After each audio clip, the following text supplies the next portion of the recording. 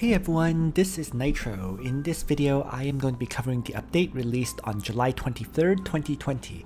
And first things first, of course, there's just two events, so it's not a very big update. And the events are, first of all, there is a new Macho Lotto with the skin for Wilder, right? So it's like a gentleman skin or detective skin for Wilder.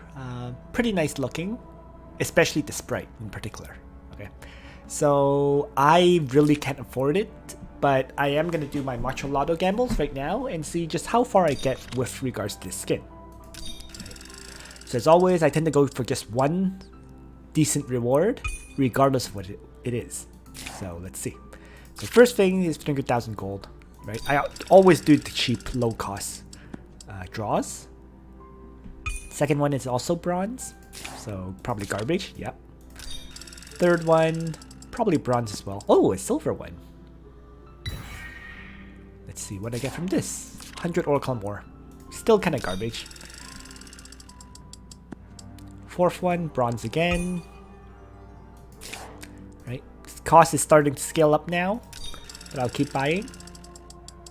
And the fifth one gave me the grand prize. Alright, done. I really didn't expect to get the skin. I was expecting to get, 40 skin vouchers or 3 Trinity crystals, another silver prize, but I managed to get the skin, so wow. Okay, no complaints there. I mean, it's not worth doing any further draws at this point, so I'll just run away with it. So I don't get the 40 skin vouchers this week, but instead I get a free skin. So let's just equip it on my Wilder. And there we go. And yeah, not too shabby if I say so myself. So that's that event. Yeah, 5 draws for the grand prize. Not bad. So next then is the other event, of course, is as usual, there's going to be a banner. And the banner this time around is Empire's Honor Destiny Summon. So if you don't have one of these 3 heroes, or if you're missing any of them, you're going to get a brand new hero that you don't have that's on this banner. If you have all 3, then it just turns into a regular higher rate banner with 3 heroes rather than 2. Okay. Of note is with all banners now, you can always trade shards, right? You get this space-time essence if you draw a hero that's already at 6 stars. So let's say you have a 6-star Elwin and you draw him again. You can then get a space-time essence and trade those Elwin shards you get for either Bernhardt shards or Leon shards, for example. So this banner can be used to upgrade the star level of your heroes if you're willing to waste the draws. But keep in mind, next week is going to be the Licorice and Renata banner, so you might want to save up for that one. In general though, I would say for this banner, if you're missing any of these 3 heroes, draw on this banner. Especially if you're missing Elwin. Elwin upgrades so many other heroes' bonds. Like he upgrades Leon's bonds, Lena's bonds, Lena's bond, and I think a few others. So Elwin is pretty clutch, even if you don't choose to build him up. Just getting him to unlock the bonds of those other heroes is quite critical. Okay. And Leon, everyone knows I'm pretty much a Leon main. I use him for almost every single fight, although I have been starting to abandon him in favor of using Luna. But still, Leon is a really, really good character.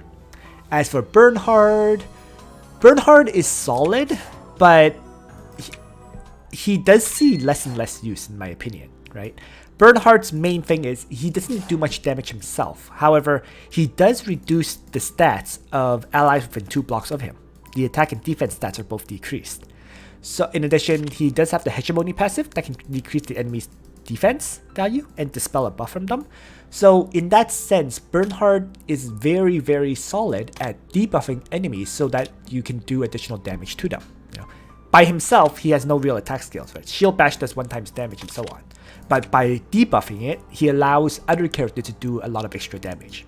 So interesting character. I don't really use him much except for first clears, and I have not done a first clear battle in a very, very long time. So that's why he doesn't see much use. The other use of Bernhardt should be mentioned is that at end game, Bernhardt is actually very, very good for one of the Ancient Beckoning battles. It was Fenrir, if I recall correctly. Okay. So yes, I'm pretty sure it's Fenrir, where there's the power of the gods. So he can debuff stats and so on, and that's what makes him useful. In addition, he can apply debuffs on the enemies via hegemony and via bringing Lava Titan soldiers. Right? So he is very useful for that fight. You know, Lava Titan burn and hegemony and stat debuff on the enemies, so others do increase damage. Finally, I've also used Bernhardt for clearing Eternal Temple. The first clear of Valkyrie, right? At the level 55, 60, and 65 versions. 70 used basically cheating strategy, so we'll ignore that one. But for those other 3 levels, he was actually quite good. Okay. So yeah, in conclusion, that banner is well worth drawing on. So that's everything I wanted to cover in this video. Thanks for watching, everyone. I hope you found this useful to you. And on that note, Nitro out.